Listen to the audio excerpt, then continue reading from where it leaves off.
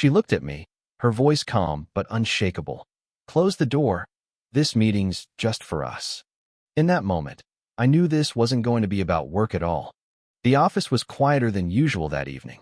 Most of the lights on our floor had already been turned off, leaving only the low hum of the air conditioning and the occasional shuffle of papers from the few people still lingering.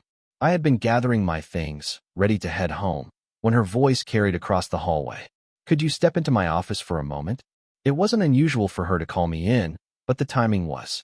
At this hour, meetings were rare, and her tone carried something softer than her usual direct professionalism. I followed, trying not to let my curiosity show. She stood near her desk, the glow from a single lamp casting warm light across the polished wood and highlighting the quiet strength in her posture. She didn't immediately sit down.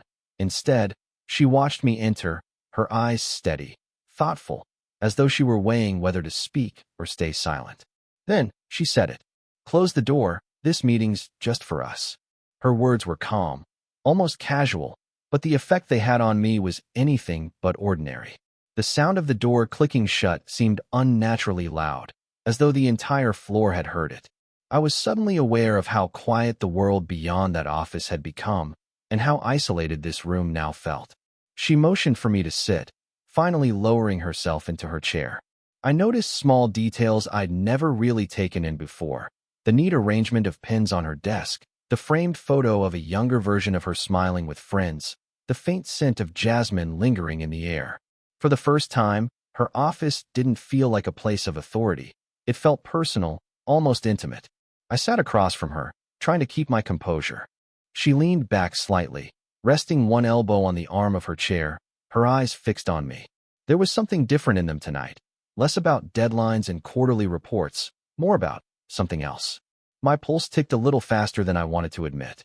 She was my boss, elegant, confident, admired by nearly everyone in the office. But in that moment, she wasn't just my boss. She was a woman sitting across from me, looking at me with an attention that carried weight. The silence stretched for a breath too long, and I found myself shifting in my seat. It wasn't uncomfortable exactly, but it wasn't neutral either. The room seemed to shrink, the warm glow of the lamp drawing us into a smaller, more private world. Finally, she smiled. Not her professional, "I'm in charge" smile, but something softer. "You've been working hard," she began, her voice low and even. And I thought, maybe it was time we talked, just you and me. Her words landed gently, but the way she said them made me feel as though she wasn't talking about work at all. At first, she spoke in the way I was used to hearing her, steady, composed, the kind of voice that could direct an entire team without needing to raise its volume. She mentioned the project I had been working on, a few deadlines, and some feedback about my progress. But something about her tone was different tonight. It wasn't sharp or clipped, the way it usually was in morning meetings. Instead, it had softened, carrying a kind of warmth I hadn't expected. The more she spoke, the more it felt like she wasn't just reviewing my work. She was opening a door to something else. Then she surprised me. "Tell me," she said, her eyes narrowing slightly in thought. "How are you really finding your place here? Not the work itself, but everything else. The adjustment, the people, the balance." For a moment, I hesitated. I'd never been asked that before, not by her, not by anyone in this office. Usually, conversations with her were all about numbers, strategy, results. But now, she wasn't looking at me like a boss measuring performance. She was looking at me as though she wanted to understand me. I admitted, carefully, that it had been overwhelming at times, that I often wondered if I belonged, if I was doing enough, if anyone even noticed the long hours. She listened without interrupting, her gaze steady on mine, her head tilted ever so slightly, as though every word mattered. "You're doing more than enough," she said finally. "I notice, even if I don't always say it." The words hit me harder than I expected. Recognition from her wasn't something that came easily. Hearing it now, in this quiet, after-hours office, made me feel seen in a way I hadn't realized I craved. Her posture shifted.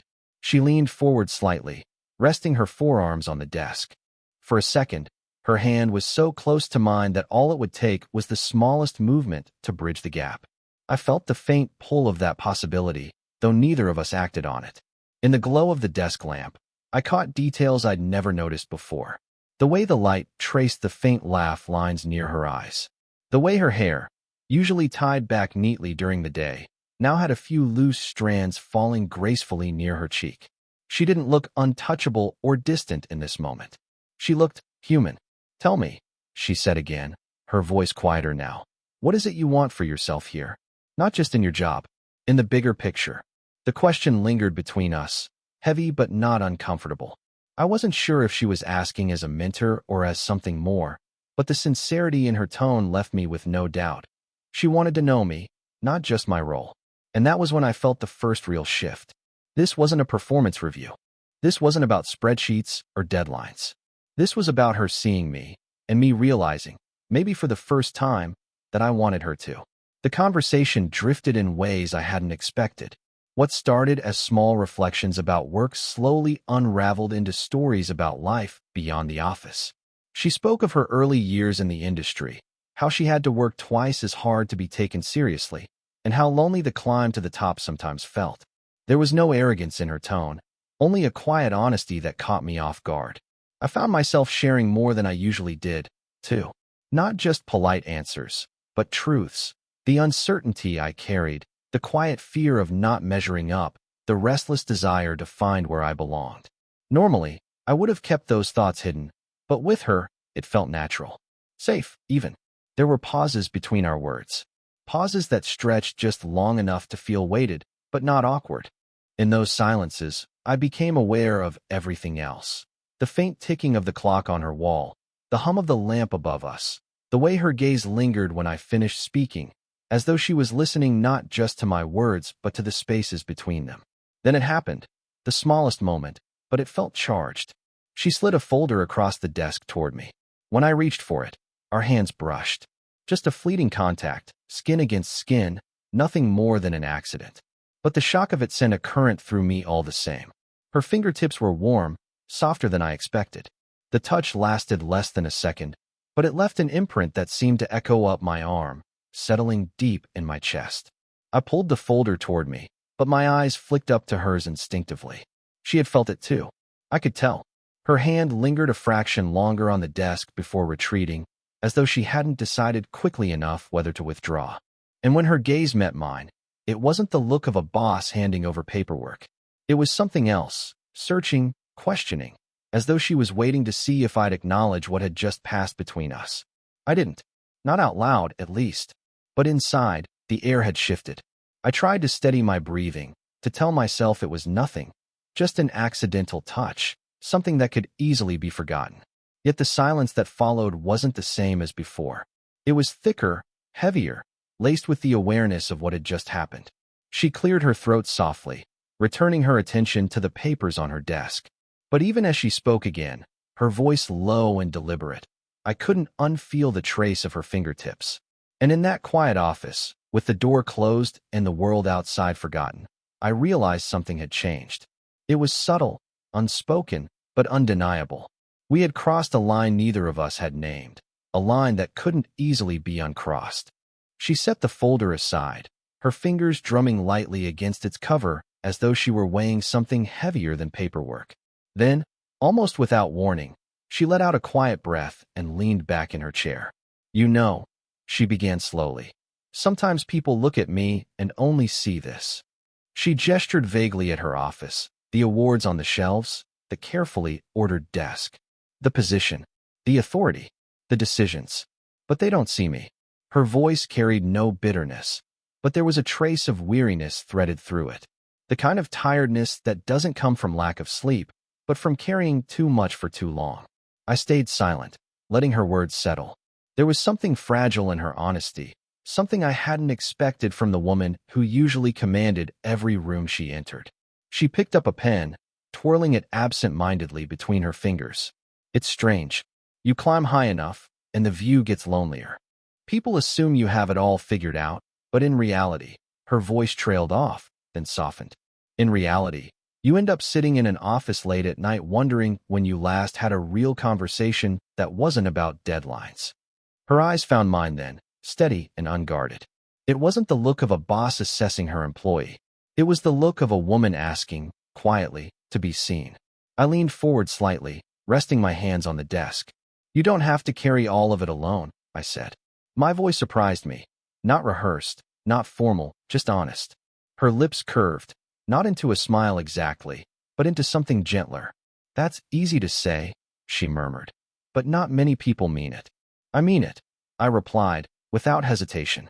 The silence that followed was different from before. It wasn't filled with tension or uncertainty. It was heavy with understanding. She studied me, as if testing the weight of my words, her gaze searching for any trace of insincerity. For a heartbeat, neither of us moved. Then she set the pen down, her hands folding neatly together. "You're younger than most people I let this side of me slip to," she said, almost as if to herself. "But there's something about the way you listen. It makes it hard to keep the walls up." Her admission landed softly but powerfully. I could feel the truth of it, the quiet barrier between us shifting, not crumbling completely, but bending just enough to let something real pass through. Her voice dropped to a near whisper. "Sometimes I just want someone to talk to, not the boss, not the colleague, just me." In that moment, I realized she wasn't just sharing her thoughts. She was sharing her solitude. And by letting me into it, even slightly, she was trusting me with a part of herself she rarely revealed. And sitting there, beneath the low glow of her desk lamp, I knew I wanted to be worthy of that trust. For a while, she remained quiet after her confession, her gaze resting somewhere on the desk between us. I could almost see the thoughts moving behind her eyes, the hesitation of someone who wasn't used to being vulnerable. Then, slowly, she rose from her chair. My heart quickened as she walked around the desk, her movements measured and graceful.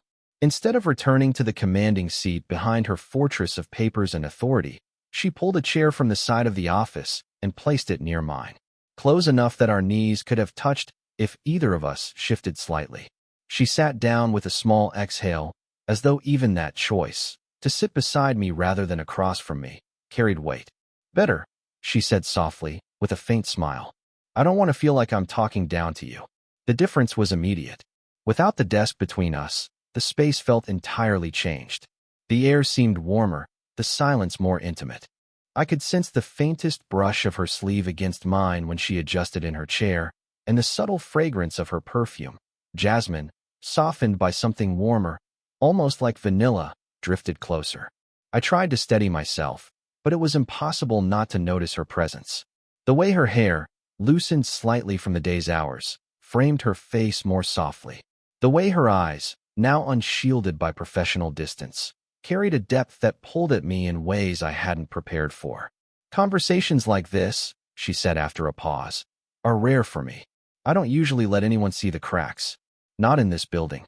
I turned toward her, meeting her gaze fully. "Maybe that's why it means so much when you do." Her lips parted slightly, as though she might reply, but no words came. Instead, she held my eyes, and in that silent exchange something deeper than words passed between us. I felt it in my chest, in the quickening of my pulse, in the sudden awareness of how near she was. Her hand shifted, resting lightly on the armrest of my chair. She didn't touch me, not yet, but the distance was so small that my skin seemed to hum with the possibility. I leaned forward just slightly, enough that I could hear the soft rhythm of her breathing. "You don't always have to be strong," I said quietly. Her shoulders eased, as though my words had given her permission to let go of something she had been holding on to.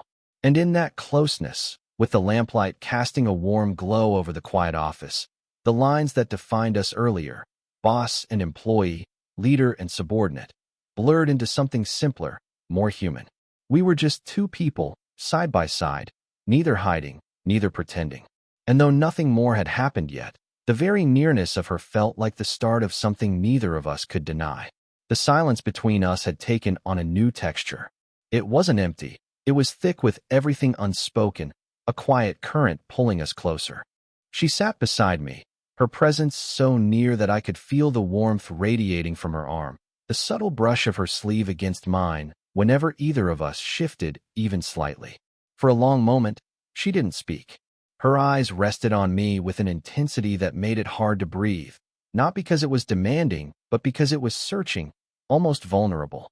I could sense the part of her that wanted to retreat back into professionalism, and the part that didn't. When she finally broke the silence, her voice was softer than I'd ever heard it. Do you know how rare it is for me to feel understood? She paused, her gaze falling briefly to the floor before returning to me. You listen in a way most people don't. It matters. I swallowed, trying to steady the thrum in my chest. I want to understand, I said honestly. Not just the work. You. Her lips parted as though she might answer, but instead, she let out a small, quiet breath. And then, as if compelled by something she hadn't entirely decided on, her hand moved. She placed it gently on my forearm, her fingers curling slightly against the fabric of my sleeve. The contact was feather-light at first, but unmistakable. My pulse leapt instantly beneath her touch, and I was certain she could feel it. For a heartbeat, neither of us moved. Her hand was warm, steady, yet tentative in a way that surprised me, as though she wasn't used to reaching for someone like this. My own hand twitched, instinctively wanting to cover hers, but I held back, afraid of breaking the fragile moment. The seconds stretched, long and quiet. Her thumb traced the faintest line across my arm, almost absent-minded, yet each brush sent a shiver through me. It wasn't a bold gesture, not something anyone else would have noticed. But for me, it was everything. When she finally spoke again, her voice was nearly a whisper. I shouldn't. Her words faltered, lingering in the space between restraint and longing. I met her gaze, my voice low. Maybe not, but it feels real. Her eyes softened then, and for the briefest moment, it seemed as though she might close the distance entirely. Instead, she let her hand linger 1 second longer, then slowly withdrew, her fingers slipping away with a reluctance that mirrored my own. The loss of her touch left a quiet ache, but also a certainty. Something had shifted beyond return. We had crossed from professional into personal, from safe into uncharted. And yet, it didn't feel reckless. It felt inevitable. The clock on the wall ticked softly, reminding us of time passing, though neither of us seemed ready to acknowledge it. She sat back, her hand now folded neatly in her lap as though nothing had happened, but the echo of her touch still hummed along my arm, my heartbeat refusing to steady. At last, she drew in a slow breath. It's late, she said gently, her voice almost regretful. We should probably end here. I nodded, though part of me wanted to stay, to linger in this fragile world we'd created within the walls of her office. Rising from my chair felt heavier than it should have, like leaving meant breaking something delicate that we'd only just begun to understand. She stood as well, smoothing her skirt with a quiet motion, her composure returning piece by piece. But even as she tried to cloak herself in that familiar professionalism, I could see it. The softness in her eyes, the unspoken truth we were both carrying.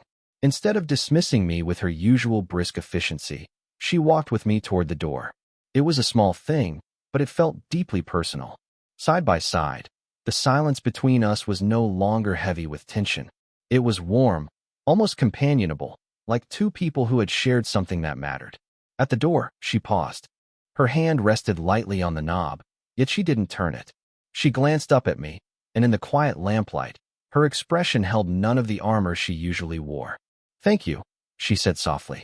2 simple words, but layered with meaning. Gratitude not just for listening, but for being present, for seeing her in a way few people ever did. I swallowed, my own voice quieter than I expected. Anytime. Her lips curved into a faint smile, one that reached her eyes. For a heartbeat, neither of us moved. The space between us seemed charged with everything unspoken, the brush of her hand on my arm, the closeness of sitting side by side, the trust she had offered me in fragments tonight. Then, in a gesture that felt almost instinctive, she lifted her hand and let it rest briefly on my shoulder. Not long, not possessive, just a gentle press, warm and grounding. I felt the steadiness of it, the quiet reassurance, and the silent promise tucked inside it. When she finally opened the door, the cool air of the hallway rushed in, breaking the cocoon we had shared. But as I stepped through, I carried something with me. The memory of her touch, the softness in her voice, the way her eyes had lingered just a fraction longer than necessary. Walking away, I realized the meeting had been about far more than work. It had been about her and me. About 2 lives brushing against each other in a way that felt fragile, forbidden, and yet profoundly real. And though nothing more had happened, I knew something had begun. If you enjoyed this story, don't forget to like, subscribe, and share it with someone who loves slow burn romance as much as you do. And tell me in the comments, what would you have done if you were in my place? 7.